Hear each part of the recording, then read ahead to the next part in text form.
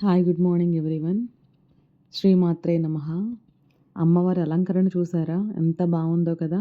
విజయవాడలో ఆషాఢ మాసంలో శ్రావణ మాసంలో అమ్మవారికి సారెలు ఇస్తుంటారు, అలాగే సంబరాలు చేస్తుంటారు. అమ్మవారి సంబరం అన్నమాట. ఎవరికన్నా ఇంట్లో ఒంట్లో బాగుండపోయినా, అనారోగ్యంతో బాధపడుతున్నా, వాళ్ళు ఏదన్నా కోరిక కోరుకున్నా అది తీరిన తర్వాత మొక్కుబడిగా అమ్మకి సంబరం చేసుకుంటానని చెప్పని మొక్కుకుంటారనమాట. మొక్కుబడి లేకపోయినా, ఆనవాయితీ లేకపోయినా కూడా చేసుకోవచ్చు. ఆ తల్లిని చూడటానికి 2 కళ్ళు సరిపోలేదు. ఉమామామయ్య వాళ్ళు సంబరం చేసుకున్నారు. మేము కూడా వెళ్ళామన్నమాట.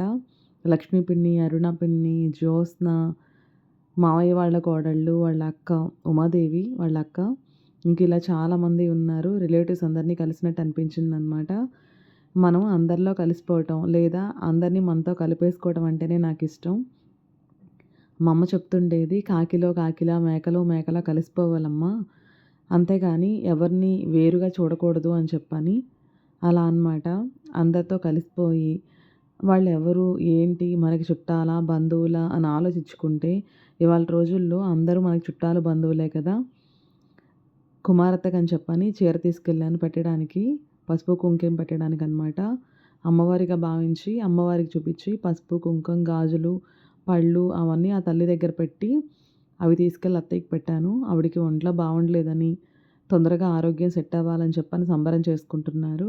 ఇవాళ రోజుల్లో ఆరోగ్యానికి మించిన ఆస్తి ఇంకేం లేదు కదా.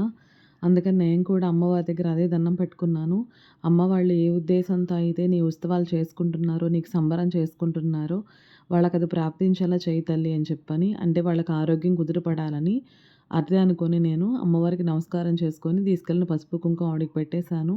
పెద్దవాళ్ళు కదా, పెద్ద ముత్తైదువులు, వాళ్ళ ఆశీర్వచనం ఎప్పుడూ మంచిదే మనకి. అమ్మని కూడా తీసుకెళ్ళాను. ఇంకిలా బాలు, జీవన్, నేను అందరం కలిసి కొన్ని ఫోటోలు దిగామనమాట. ఇట్లా కలిసినప్పుడు మాత్రమే ఇలా ఫోటో తీసుకున్నప్పుడు మెమరీస్‌గా ఉంటాయి. మళ్ళీ ఎప్పటికి కలుస్తామో, ఎన్ని సంవత్సరాలు పడుతుందో తెలీదు.